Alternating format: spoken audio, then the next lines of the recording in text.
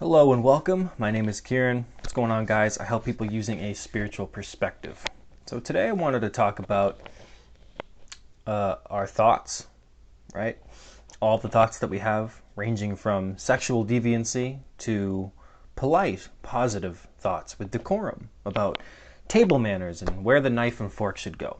We're talking about all of that stuff because there is a trend that I notice, which you probably notice too, which involves thoughts becoming the most important thing. So somewhere over the last 20, 30 years, especially with social media, thoughts have taken on this form where people are essentially telling us that thoughts are the most important thing, right? That they are responsible for the state of your life externally, right? So if you have negative thoughts, your reality is thus negative. So you've probably heard things such as your thoughts create the reality around you, right? Other things, law of attraction, so what you think, you get back, right? So there's been this large emphasis placed on the power of positive thinking and essentially on our thoughts, right? So that the spirituality has been warped into thoughts only, and thoughts are the most important thing. And I'm here to tell you, Mr. or Mrs., that just simply isn't true. And while that did rhyme, this is not a laughing matter. Because I've seen it happen a lot to myself and other people, is that they start to blame themselves when their thoughts do not go according to the sort of plan, right? When their failure to essentially create the reality with positive thinking doesn't happen. Right? So what are you supposed to do when that reality sort of comes in? When you're not able to change your reality, when you're facing, the situation where you feel like a failure simply because all this other stuff isn't working, right? So in order to really understand why this is, and this even is why I personally sort of have a big problem with New Age spirituality, is because we can trace it. We can trace it all the way back to the 70s. Okay, so what was going on around that time before New Age thinking, before hippies, before a different blend of spirituality happened? What was going on in the in the United States, for example, because this is where this all basically originated from, is North America and the United States. So what was going on? Well, you had the Vietnam War, you had a lot of civil rights movements, stuff like that. You had empowerment for women. Okay, so you had like this first wave of, maybe not the first wave historically, certainly there were other examples of this, but you had this feminist movement, right? Like a pretty big popular wave of feminist movement, right? And none of that stuff is bad. So the point is that around that time, you were dealing with a lot of different issues. So there was a lot of negativity in society. So if you go back to the 50s, the United States was very much about production, okay? When people think of the great United States, when you hear somebody like Donald Trump say, "Make America Great Again," I think what they're referring to is the 50s, because everybody, things weren't quite different, but they were also this powerhouse. So being like a white male was just great. Being a white straight male was the best you could be. So but there was a lot of negativity. There's a lot of stigma, a lot of pressure, a lot of obligation, not a lot of joy, not a lot of love, right? So if you study history, if you like history like I do, you can see that the United States was, in the 50s, a pretty repressed place, actually, all things considered. So when you look into the 60s and 70s with all these different things going on, these movements to create change, right?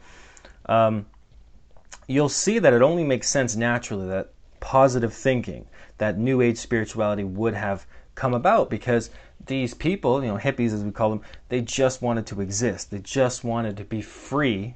They just wanted to be free of the obligations of the things they were supposed to be doing. They didn't want to be company men, right? And maybe the woman didn't want to just stay at home and cook and clean and take care of kids, right? So there was this non-nuclear, non-traditional way of behaving and thinking that started to come about, right, in the 70s. And that influenced a lot of stuff, because you were going from negativity, where everything was just negative and you couldn't do this and you can't do this and what's the point, and et cetera, et cetera. And then you're going into, immediately you're going positive thinking, well, everything's going to be all right, man. just change your thoughts, bro. Like all this stuff started to shift, right? Because it makes sense, negative to positive, right? But the problem with either of those belief systems, of course, is that if you're negative all the time, then you miss out on life, you miss out on the joy. And if you're positive all the time, you sort of miss out on reality. You miss out on the cold, hard facts of life. So focusing in on like today's spirituality, which is this idea of your thoughts are the most important thing, the most powerful thing.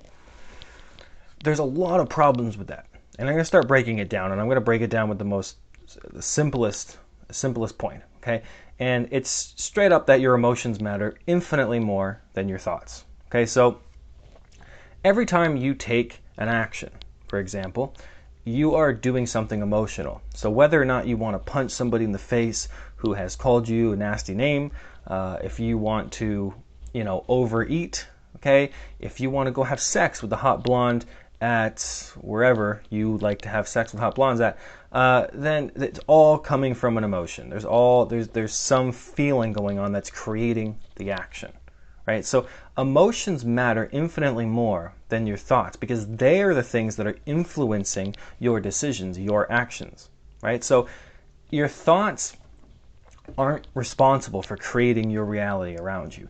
They're responsible for your story.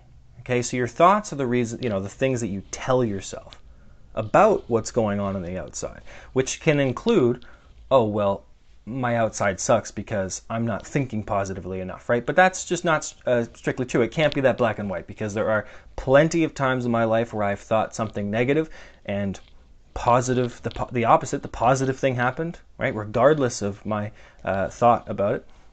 And then the opposite, of course.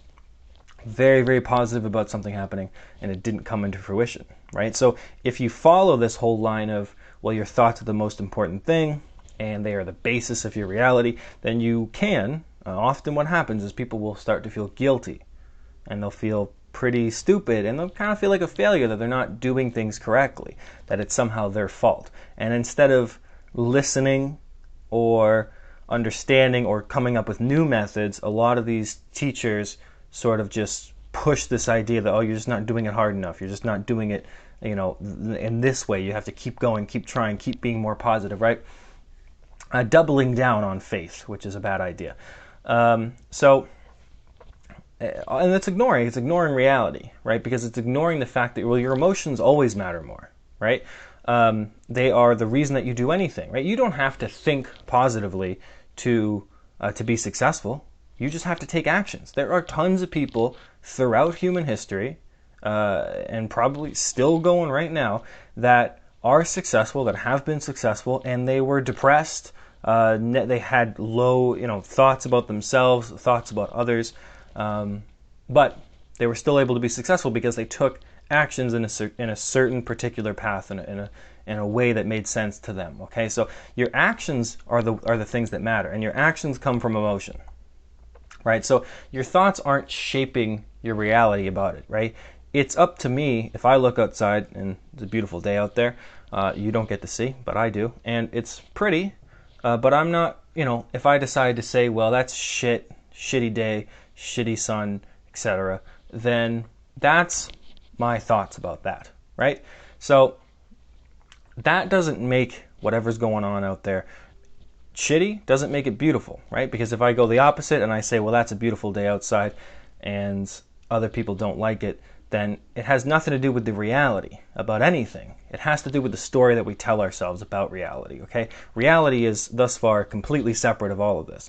It's just a story that we tell ourselves. So the fundamental basics of spirituality has always been that you are not your thoughts. And thoughts are more or less just the chatter in your head, like a radio, like you left the radio on.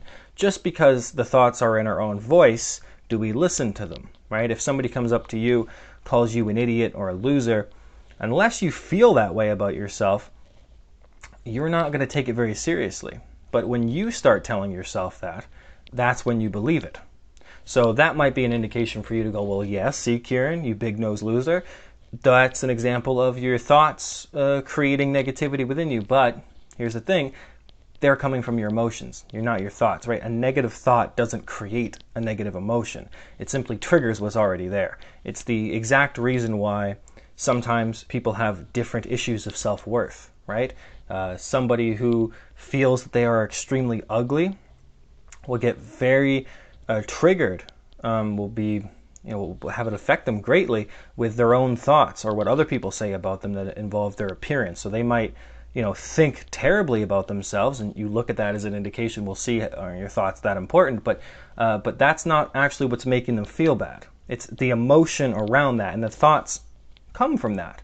Your thoughts can only grab on to an emotion, right? If it's there. Otherwise, they just float around in your head, because there are things that, for example, I don't have those feelings about myself, so I don't have thoughts. So if I do, and when I did have a thought, something like, you're this, you're that, it doesn't bother me, because I don't actually have an emotion attached to it. There's nothing wounded going on, right? So I often make jokes about my own appearance and stuff like that, because I don't care that much, okay? About certain things anyway. There are other things I do care about, right? And just like with different areas of my life, I don't have negative feelings about, so I don't really have negative thoughts about. So if the thought does come into my head, it's easily ignored. It just sort of floats on by, right? Sort of like those weird, when you look at the corner of your eyes and there's like the floaty guy. That guy? You know what I'm talking about. So it's sort of like that. It doesn't really matter, okay? It only matters if I'm like focused on it, but I don't need to be, right? So it doesn't affect me the same because I don't have the same emotions around it.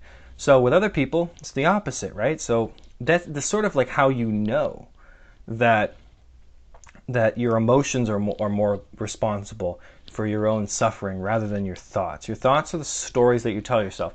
They are an indicator of lots of things. You can certainly use them in a way that you can sort of learn about yourself for sure.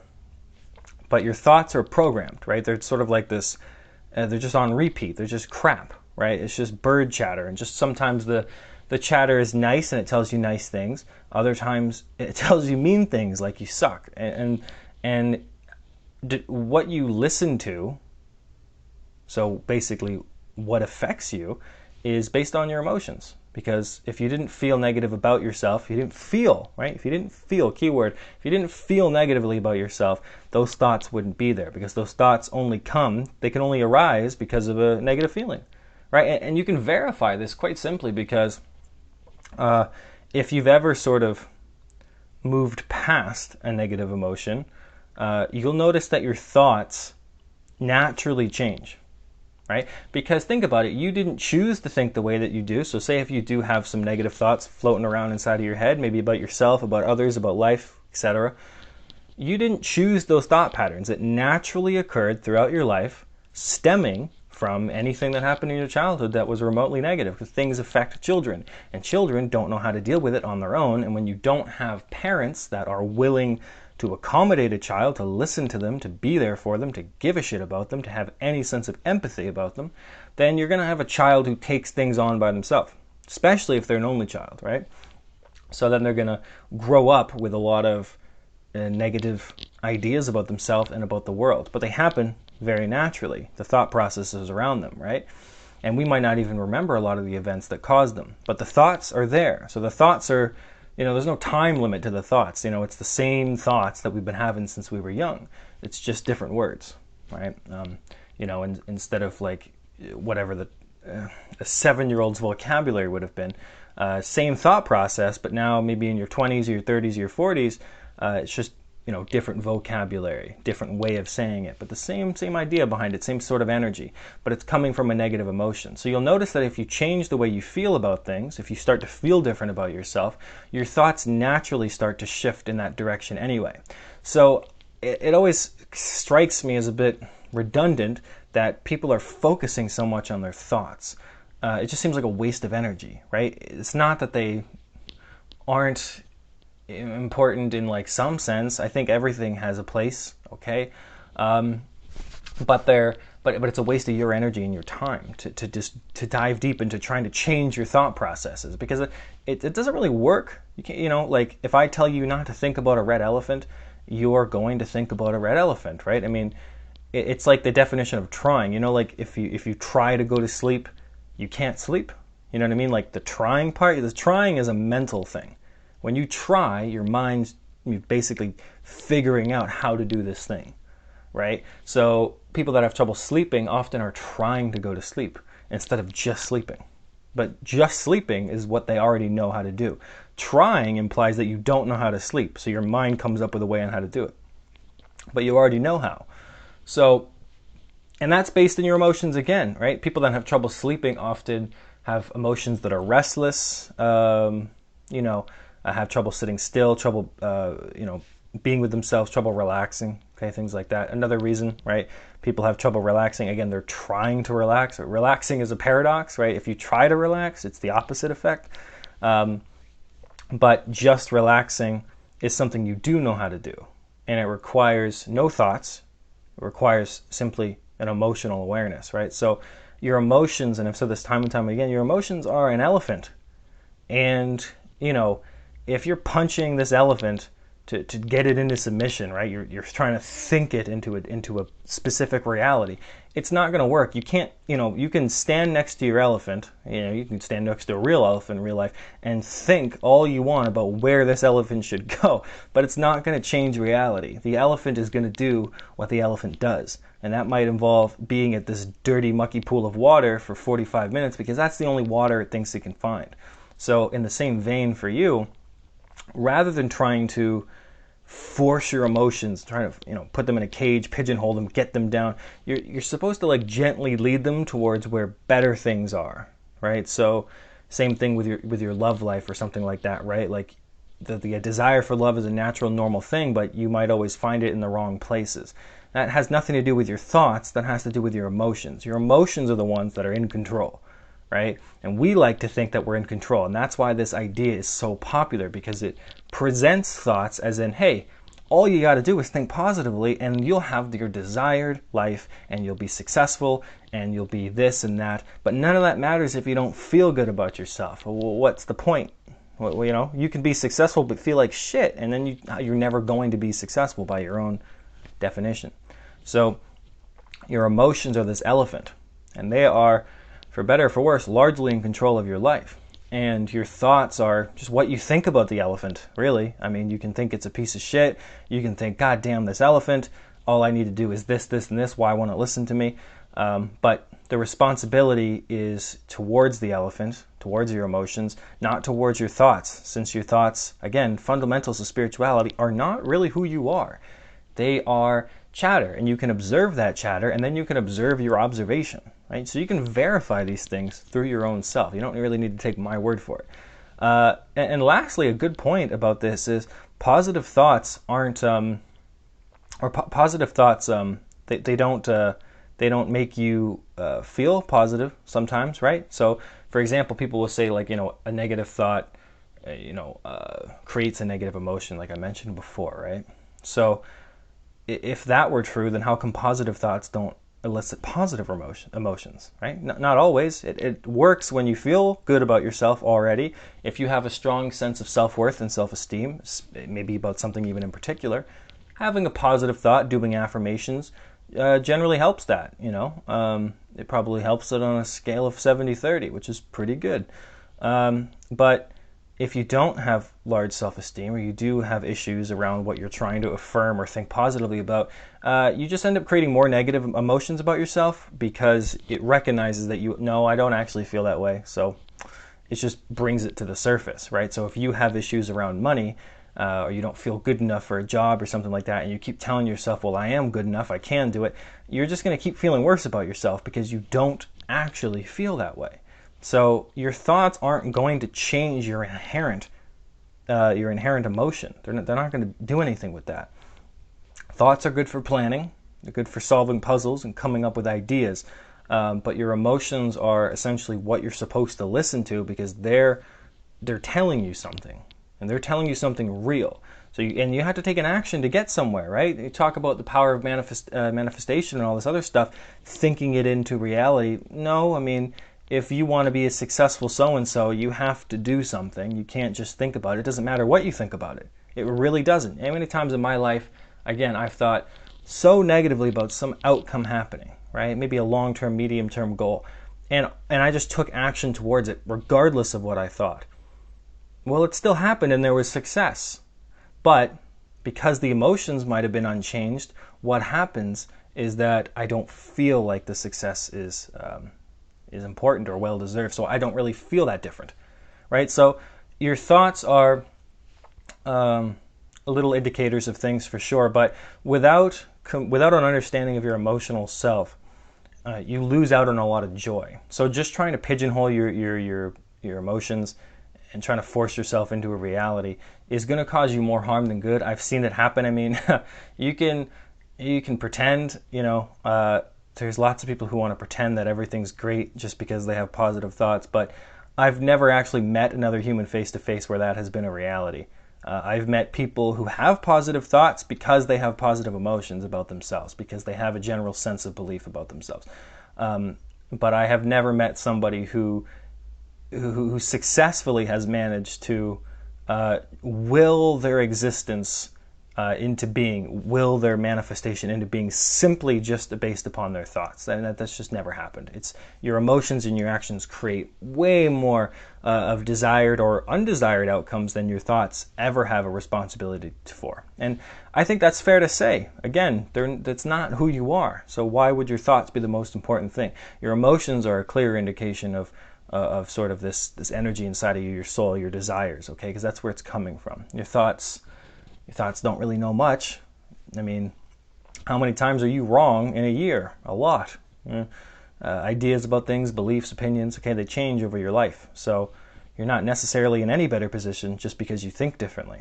It's the feelings that take you farther. Okay, and again, you can verify all of this throughout your own life and really start to feel that truth for yourself. Okay, so I hope this video helped. I'm not trying to bash necessarily on anybody who wants to think positively. Obviously, that's better than thinking negatively. But thinking positively will be a natural symptom of changing and maybe figuring out your emotions. That's all. So I hope this video was helpful. We will talk soon, and hope you guys enjoy the rest of your midweek. I don't know what day it is, but it is a day that ends in day. So enjoy that day. Bye-bye.